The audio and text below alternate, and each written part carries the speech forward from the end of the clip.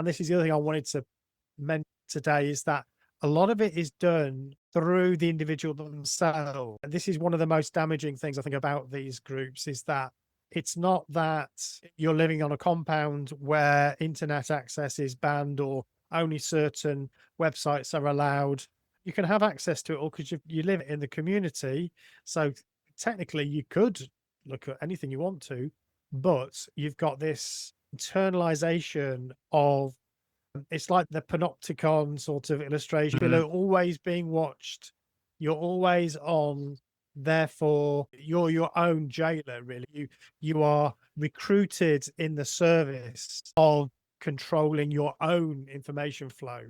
And that is incredibly powerful because you're always there. Your jailer is always there to stop you looking at other sources of information. And you have to be your own policeman or woman. You may or may not realize you're being manipulated as you come into the milieu, but he says it revolves around this polarity of trust and mistrust, trust and distrust. You're being asked increasingly to trust the words of the leader, the organization, the doctrine, the theology, whatever it might be. And in that process, you're suppressing your authentic self. But as you're doing that, you're suppressing your authentic self.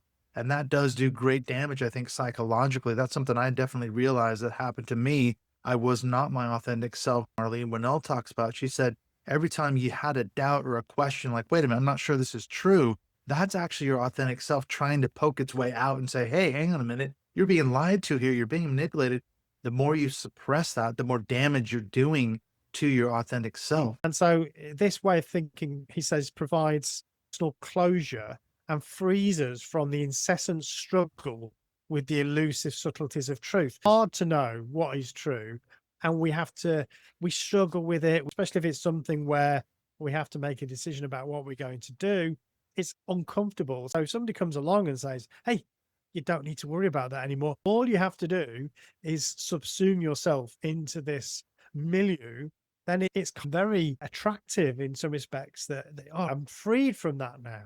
I don't need to worry about that anymore, question mark. Because when you leave, everything that you believed, took for granted, was all provided for you by the group. And now you've got to do all that hard work yourself. You can follow, and we've got it all figured out. You just have to set aside your critical thinking. I don't have to worry about it because they're telling me what is true, and I don't have to worry about it.